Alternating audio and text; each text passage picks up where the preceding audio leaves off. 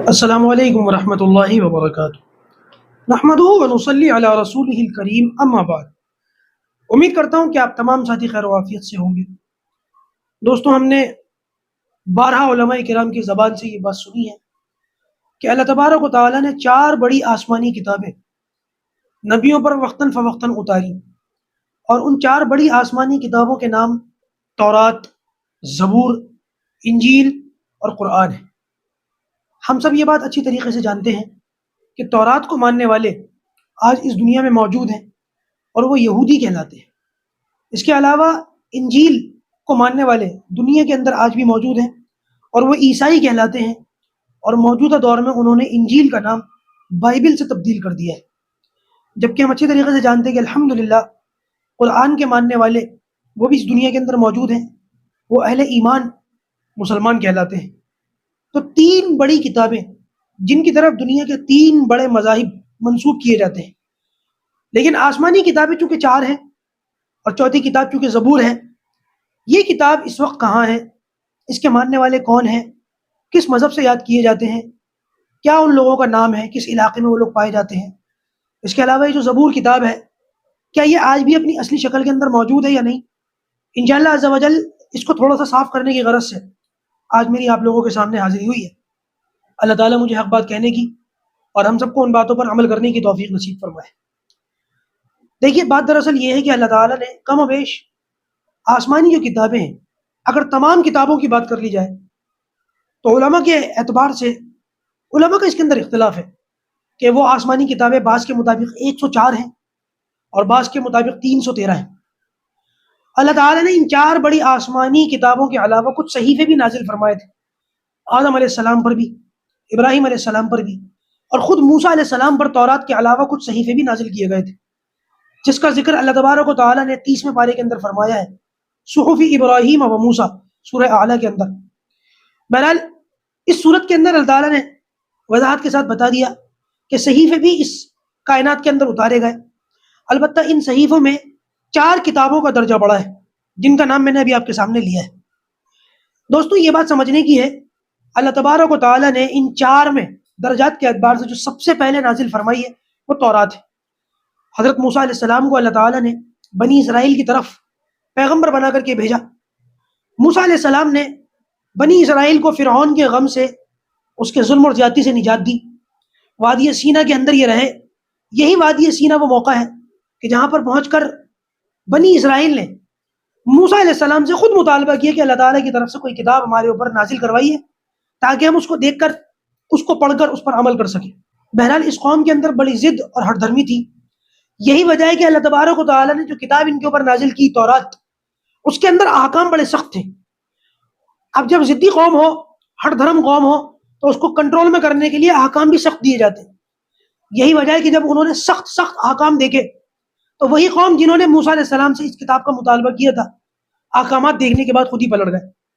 بہرحال پوری تفسیر قرآن کے اندر پہلے سپارے میں موجود ہے، سورہ بقرہ کے اندر، کہ اللہ تبارک و تعالیٰ نے پھر اس کتاب کو زبردستی ان سے منوایا، کیونکہ تم نے مطالبہ کیا تھا، تمہارے مطالبے کے اوپر یہ کتاب دی گئی، اب تمہیں ماننا پڑے گا۔ اللہ تعالیٰ کی طرف سے تحفہ نہیں گیا تھا، تم نے خود مانگا تھا۔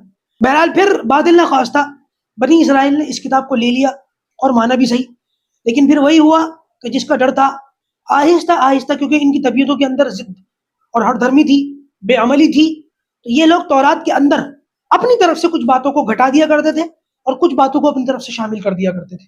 ایک وقت آتا ہے حضرت طالوت کا، جنہوں نے جالوت کے خلاف جہاد کیا تھا، اور داؤد علیہ السلام ایک چھوٹے سے بچے تھے، انہی کے لشکر میں تھے، اور داؤد علیہ السلام ہی نے جالوت کا قتل کیا تھا۔ وَقَتَلَ دَاوُودُ جَالُوتَ وَآتَاهُ اللَّهُ الْمُلْكَ۔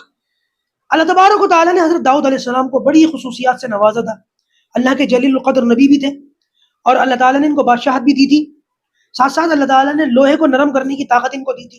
اور اس کے علاوہ حضرت داؤد علیہ السلام کے اندر ایک خصوصیت یہ بھی تھی کہ ان کی آواز بڑی خوبصورت تھی، بڑی شاندار تھی۔ یہی وہ پیغمبر ہیں کہ جن کے اوپر اللہ تعالیٰ نے زبور کو نازل فرمایا۔ تورات کے ہوتے ہوئے زبور کو نازل کرنے کی ضرورت کیوں پیش آئی؟ تورات موجود تھی، عمل کرنے کے لیے تھی، تو پھر زبور کا جو نزول ہوا ہے وہ اس وجہ سے نہیں ہوا کہ تورات کے اندر جو احکامات تھے اس کے بجائے دوسرے احکامات دے دیے گئے۔ بات دراصل یہ ہے کہ زبور ایک ایسی کتاب تھی کہ جس کے اندر اللہ تبارک و تعالیٰ کے تعریفی کلمات اللہ تعالیٰ کے لیے کچھ دعائیہ کلمات اور ایسے اللہ تعالیٰ کا شکر ادا کرنا، اس طریقے کی چیزوں کا ذکر تھا۔ کوئی نئی شریعت اس کے اندر موجود نہیں تھی، کوئی نئی باتیں اس کے اندر موجود نہیں تھی۔ باقاعدہ کسی معاشرے کی بنیاد، کسی معاشرے کا سنگ بنیاد اس کتاب کی اس پر رکھا جائے، ایسا نہیں تھا۔ بس کچھ چیزیں اس کے اندر موجود تھیں اللہ تعالیٰ کی حمد و ثنا کے متعلق۔ بہرحال ایک وقت آتا ہے کہ جب بنی اسرائیل نے نبیوں کو قتل بھی کیا، تورات کی بھی ناقدری کی، اللہ تبارک و تعالیٰ نے ایسے موقع پر اس قوم کو سمجھانے کے لیے اس قوم کے اندر سے آخری نبی حضرت عیسیٰ علیہ السلام کو نازل فرمایا۔ اب یہ قوم حضرت عیسیٰ علیہ السلام کو بالکل پہچاننے سے مکر گئی، کیونکہ مسیح عیسیٰ علیہ السلام بھی ہے اور مسیح دجال بھی ہے۔ مسیح فاعل کے معنی میں بھی آتا ہے، مفعول کے معنی میں بھی آتا ہے۔ مسیح یعنی کہ چھونے والا، اور عیسیٰ علیہ السلام کی خصوصیت یہ تھی کہ وہ بیماروں کو چھو کر کے صحیح سلامت کر دیا کرتے تھے، مردوں کو چھو کر زندہ کر دیا کرتے تھے۔ اور مسیح اگر مفعول کے معنی میں لیے جائے، اس کا مطلب ہے چھوا ہوا، کسی نے اس کو چھو رکھا ہے، وہ دجال ہے۔ اس کی آنکھ اس طریقے سے ہے کہ جیسے کسی نے اس کی آنکھ پر ہاتھ لگا کر اس کی آنکھ کو ختم کر دیا۔ تو مسیح بمعنی فاعل عیسیٰ علیہ السلام اور مسیح بمعنی مفعول دجال، تو دونوں مسیح ہیں، لیکن یہودیوں نے حضرت عیسیٰ علیہ السلام کو دجال کا ٹائٹل دے دیا، وہ مفعول والا مسیح کہا اور ان کو سولی پر لٹکا دیا۔ ان کے مطابق حقیقت میں سولی پر نہیں لٹکایا۔ اللہ تبارک و تعالیٰ نے عیسیٰ علیہ السلام کو یہود کے شر سے بچایا، آسمان پر زندہ اٹھا لیا، لیکن بہرحال اللہ تعالیٰ نے ان پر بھی ایک کتاب نازل فرمائی تھی انجیل کے نام سے، کہ جب تورات کے اندر کچھ معاملات موجود تھے تو انجیل کے اندر کچھ اخلاقی اعتبار سے کچھ باتیں تھیں اور معاشرتی اور معاملات کے اعتبار سے کچھ چیزیں تھیں۔ لیکن عیسیٰ علیہ السلام کے زندہ آسمان پر اٹھائے جانے کے بعد پھر بنی اسرائیل نے وہی کچھ کیا جو کہ پہلے سے کرتے آئے تھے۔ انجیل کے اندر بھی اپنی طرف سے کچھ رد و بدل کر دی اور زبور بھی اپنی اصلی شکل میں باقی نہ رہی۔ تورات کا تو کیا حال ہے وہ ہم سب جانتے ہیں۔ بہرحال یہ تینوں آسمانی کتابیں اللہ تبارک و تعالیٰ نے وقتاً فوقتاً بنی اسرائیل کے الگ الگ پیغمبروں کے اوپر نازل فرمائی، اور ان تینوں ہی آسمانی کتابوں کے ساتھ یہود نے اپنی مرضی سے گھٹانا بڑھانا شروع کر دیا۔ بالآخر اللہ تبارک و تعالیٰ نے نبوت کو بنی اسرائیل سے نکال کر بنو اسماعیل کے اندر شفٹ کر دیا۔ یہ فضیلت وہ لوگ لے گئے، اور اللہ تعالیٰ نے اسماعیل علیہ السلام کی اولاد میں سے بڑے زبردست جلیل القدر اپنے آخری پیغمبر حضرت محمد رسول اللہ صلی اللہ علیہ وسلم کو پیدا فرمایا اور قرآن مجید ان کے اوپر نازل فرمایا، اور پوری دنیا کو اب اس پیغام کے اوپر عمل کرنا ضروری ہے۔ جو شخص قرآن مجید کے اوپر ایمان نہیں لائے گا، پھر وہ کچھ بھی کہتا رہے، اس کے کہنے کا کوئی اعتبار نہیں۔ یہ وہی کتاب ہے کہ جس کی حفاظت کا ذمہ اللہ تعالیٰ نے خود اپنے ذمہ لیا ہے، قیامت تک باقی رہے گی۔